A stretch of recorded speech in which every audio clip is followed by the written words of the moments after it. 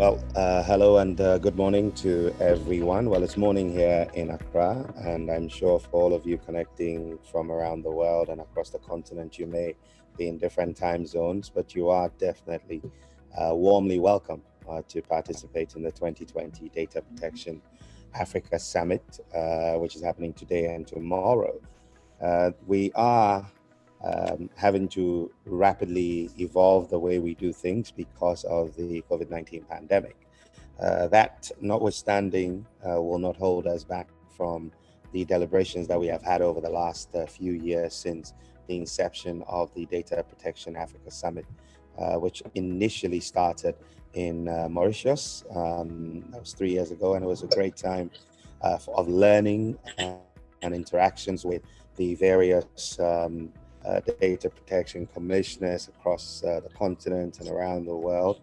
We had experts and professionals from around the world in various aspects of the work that we do, as far as privacy and data protection is concerned.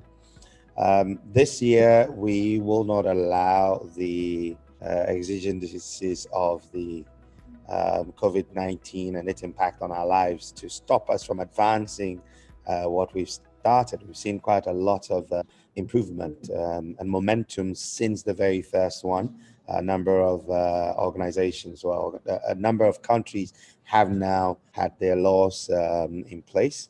We'll be learning from a number of our commissioners as well about how they are progressing with the work of data and privacy in their respective countries. And I'm sure that would be fodder for a lot of lessons for every one of us. But without wasting much time, I would like to go into the rules for the day. Please ensure that your mobile phones are on silent. And if you're not speaking, keep your microphones on mute so that we don't hear the background noise and create feedback for the other panelists and participants.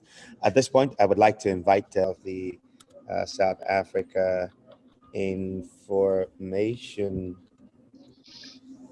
Regulator, well, the regulator of information in South Africa, Pansy Tlakula, has joined us. And Njani, Pansy? I'm fine, thanks. And you? I'm sorry, my camera is not working. So Okay. Well, at the moment, we would be solely depending and looking for your expertise and your journey so far. So once we have you on one way or the other, we will make good with that. yeah. So I hope you can hear me. I can speak, yes. but you won't see me. No, it's okay. Can you hear me? Yes, I can. Okay. I hear you clearly. So I would like you to take us through the journey of the Information Regulator of South Africa. Of course, you've had, you know, the law's been in place for a while, and I think in 2013, you've actually worked on a number of things. So if you could bring us up to speed on the progress and the lessons that you've learned along the way, that could help us all be better at what we do, that would be fantastic. So we can start with that. Okay, thank you very much, and I'm pleased to join this conversation. I'm under very tight time. I have time constraints, but I'll try to do my best within the time available. As you have correctly pointed out, the law, which is called the Protection of Personal Information Act, was adopted by Parliament in 2013. And some sections of the law, particularly the ones that establish the regulator and the ones that gives the regulator power to make regulations, came into effect in 2014. The members of the regulator were appointed in 2016 in December. I think it is important for us to mention that the process for appointment of members is a process handled by the National Assembly, because the law provides that the regulator is independent and shall perform its functions with impartiality, and that it is accountable to the National Assembly. So we are not part of a government department. We are independent. We are not part of the executive. So the process for appointment of members is a transparent process. The Portfolio Committee on Justice in the National Assembly, they issue invitations, or they publish an advert calling for nominations. Of course, you can't nominate yourself. Someone has to nominate you if you want to be a member.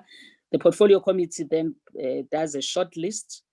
And once people are shortlisted, their CVs are put out in the public, inviting members of the public to comment on any of the candidates, on all the candidates. And then thereafter, the candidates, shortlisted candidates, are then interviewed by the Portfolio Committee in public. And of course, the Portfolio Committee will then, in observing fairness, put to a candidate any comment that may have come from the public about that particular candidate, to give the candidate the right to reply. And then thereafter, the names are then taken to the full house of the National Assembly, who must then, the National Assembly must vote on a simple majority for the members, and then the names are then taken to the president, who, and the National Assembly will, of course, also recommend to the president who should be appointed as the chairperson. The president will then formally appoint the members and designate the chairperson. If the president is not satisfied with any of the names, which has never happened, the president must then take back the process back to the National Assembly. He cannot change any of the names. The appointment is for 5 years. Renewable, unfortunately, which I think it's a weakness, the lawmakers forgot to include the time limit, because it simply says the term is renewable. I think they should amend the act, if you ask me, and say renewable once, because it is a good practice not to have people sitting in these positions forever. There has to be term limits. So after we were appointed in 2016, we were 5 of us. I think one good thing about the act as well, which you don't find in many legislation, is that the regulator has a power to make regulations, and we can table those regulations in Parliament ourselves without going through the executive. Then this speaks, of course, to the independence of the regulator. The regulator is responsible for, has a dual mandate. It's data protection, we call it protection of personal information, but it's the regulator is going to take over the promotion of access to information, which is freedom of information. Our act is called promotion of access to information. At this point in time, that function lies with the South African Human Rights Commission, and it is going to come to the regulator, because it is important, as you know, we feel as South Africans, to balance all the time the right to privacy against the right of access to information, because the two rights go together. So after we appointed, what we did was really I mean, we were new, there was nothing, it was just the 5 members. So you can imagine we had to put the governance structures in place, which is what we did. All the policies dealing with governance, we adopted all those policies, including, among others, the Charter of Roles and Responsibilities between the executive, between the administration and the members.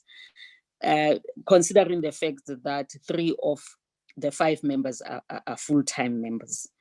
And what we also did, among all, I think what's also important to strengthen governance, we also adopted a policy on evaluation of performance of the members as a collective, individual members' performance of the chairperson and performance of the committees of the regulator, which is a 360-degree performance evaluation. So we did that. We had to come up with the organizational structure ourselves because we didn't have money to engage experts. So we went and did benchmarking in other countries, came up, did the organizational structure ourselves, and then thereafter advertised positions. And at the moment, we have the chief executive and we have 5 executives and some support staff. We also drafted the regulations which are required in terms of the laws, submitted them, present them to Parliament, and they were adopted.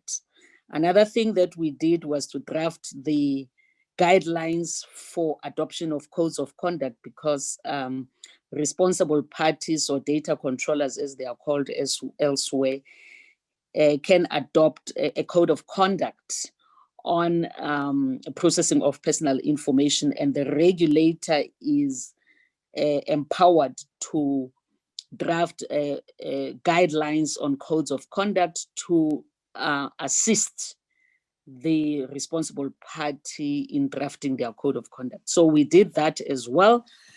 And we published that for comments, and we received more than 600 comments. In fact, before I came into this meeting, we're in the process of looking at the comments that came from all our stakeholders, because in this country, people are very litigious.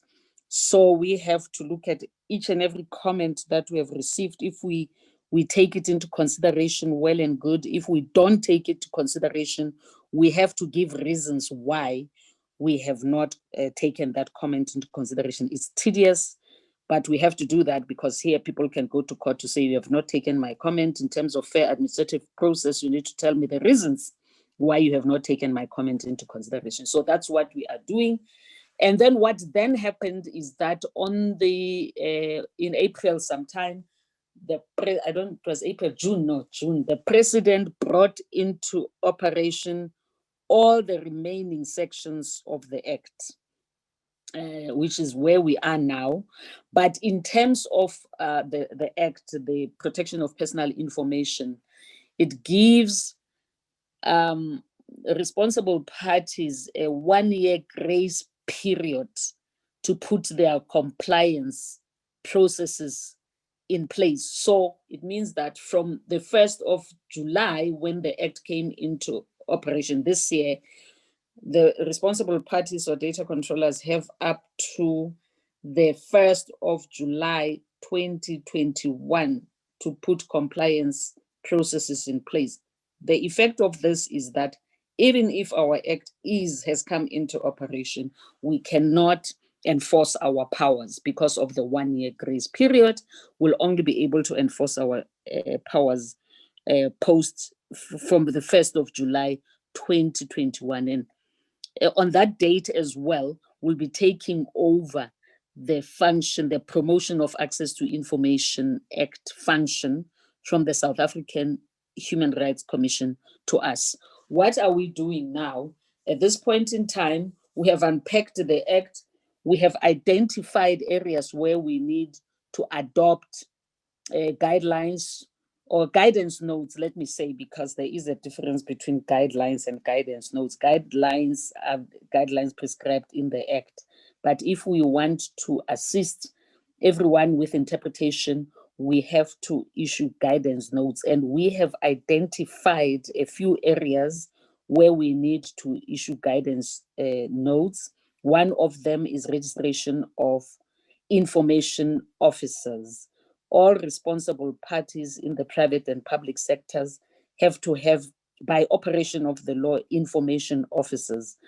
And those information officers are designated in terms of the law, which means that we don't designate them in the public sector.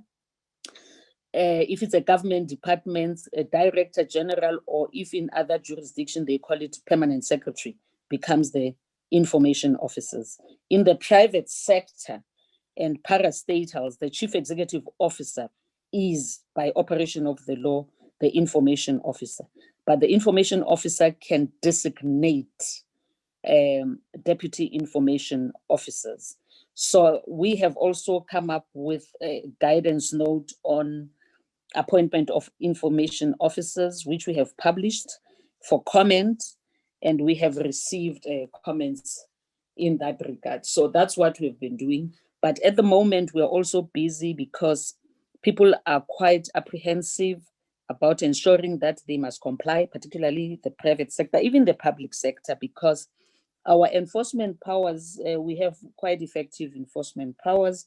We can also issue an administrative fine of up to 10 million rands for non-compliance, which I don't know in dollars, you divide that by 16, then it will give you how many dollars that is. It's a pittance compared to what under the GDPR, of course, bodies like ours can fine those who don't comply. You'd know that $20 million, 20 million pounds is what the ICO has fined British Airways. But our act also prescribes a 10-year imprisonment for non-compliance. So that's where we are.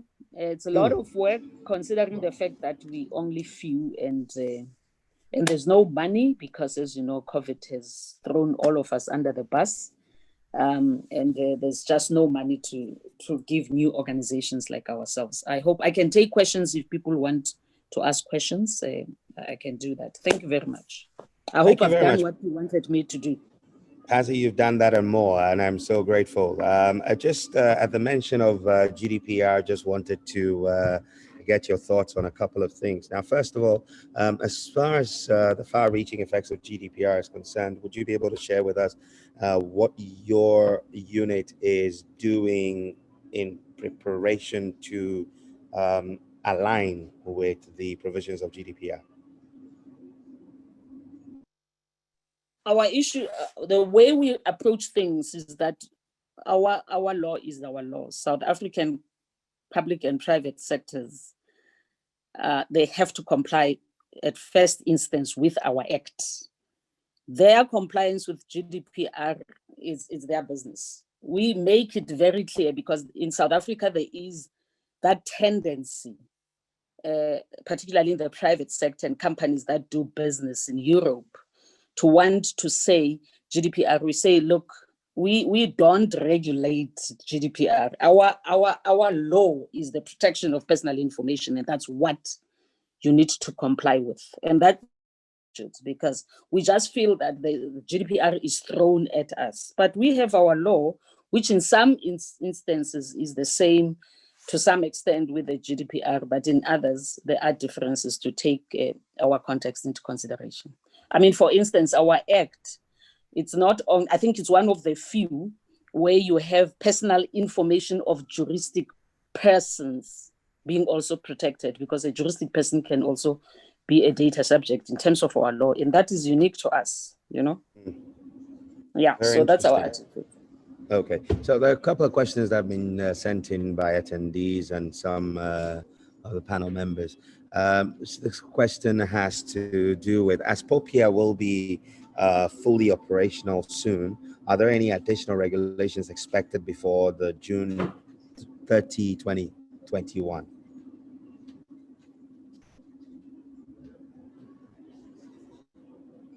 No, there will not be additional regulations, because if you look at POPIA, or our act as we call it, POPIA, it prescribes in section 112, it gives us competence on what we can regulate on.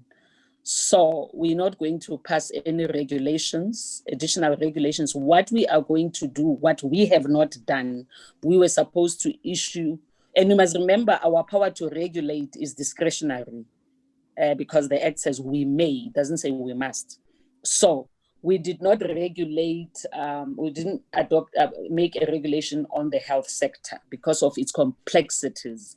So we have decided that we'll consult that sector before we come up with any regulations, if at all. But we're not going to adopt any more regulations. Okay. Another one from Candice Mayer says the information regulator indicated that it cannot enforce its powers during the first year grace period, the 1 year grace period for compliance. Does the information regulator hold the view that all data security companies must be reported now in terms of Section 22 of POPIA, despite the grace period up until July 1, 2021? Yes, it is. It is compulsory. I think what we need to clarify is that compliance has not been, the Act has come into operation. So public and private bodies, responsible parties have to comply. They can't suspend compliance. What we cannot do is to enforce. That's the only thing that is suspended. So Section 22, which obliges a responsible party to notify us if they have been breached, has come into effect. And there is an obligation for responsible parties to notify us, and they've been doing that. And those who have not notified us, if we pick up in the media, maybe a data breach, we do go to them on our own initiative to say it has come to our attention that you have experienced a data breach. Please notify us in terms of Section 22 of the Act. Okay, and then I think there's one more question. Do you anticipate that approaches in other jurisdictions, for example, in Europe, will be instructive in the enforcement of fines in South Africa? The fines, the enforcement powers are prescribed in the Act, and the fines that we can levy. The Act is clear. It says up to 10 million rand. So our fines can go above that. Okay, that's approximately 625,000 US dollars. Yes. But I guess there's also the room to, as far as prosecution is concerned, a 10-year prison sentence. Yes, you either pay a fine, or if you don't want to pay a fine, there can be a criminal prosecution. Okay, wonderful. If there are any more questions, I would like to have them answered while we have Pansy on here. I think another just come in. Okay, this is a very interesting question from Ofe Afari. He wants to know how safe it, is data in South Africa. What has been the general practice as far as data integrity and safety? It's been very bad, actually. Just from June, if I'm not mistaken, from June until now, I think we've had more than 20 changes that have happened, including the one major one, which involved the data of 24 million South Africans. So it's a big problem. I think we're safe haven for hackers. And maybe it's because people are taking advantage of this lacuna in the legislation because they know that, the enforcement powers have not come into operation. But data breaches in this country are very serious, actually. The enforcement grace period, how does that impact on the statute of limitation for any crimes committed in this period? Statute of limitation is prescription, isn't it? Is that That's what right. It is? Well, I don't think, it's a question on interpretation of laws. Mm-hmm. I'm not sure when the prescription period will start running. I haven't applied my mind to that. Okay. But related to that, I think that question is, what about the complaints that were lodged with the regulator before during the grace period? At what point can we begin to enforce our powers? These are things that we have to complaints that, because what we are doing now, we are receiving complaints for the purpose of just doing a statistical analysis, knowing where the problems are, the sectors that are more, So we are doing it for that, to just inform ourselves. We know now that, in fact, the most complaints come from the direct marketing sector. They come they also from the banks, financial institutions. So we know. But the question is that we'll have to confront, at what point will we have power to enforce? I guess it will just be from the 1st of July, now that I think about it. It will be the complaints that we will have received on and from the 1st of July. That's when we can then maybe even the prescription period can start running from then, I think, in my view. Okay. All right.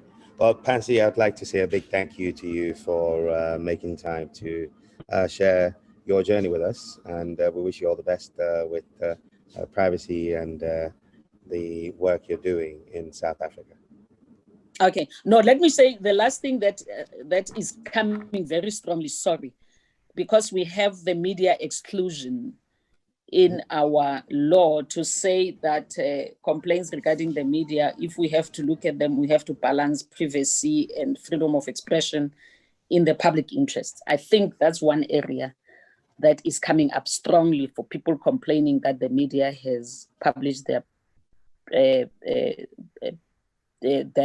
personal information, and where that balance is going to be lying to balance between privacy and freedom of expression in the public interest. I think it's an issue that we will have to confront. Thank you very much. I just thought I should include this. Okay, well, thank you very much, Pansy Flakula, for talking to us and sharing your journey. I'm going to be handing over to Stefan.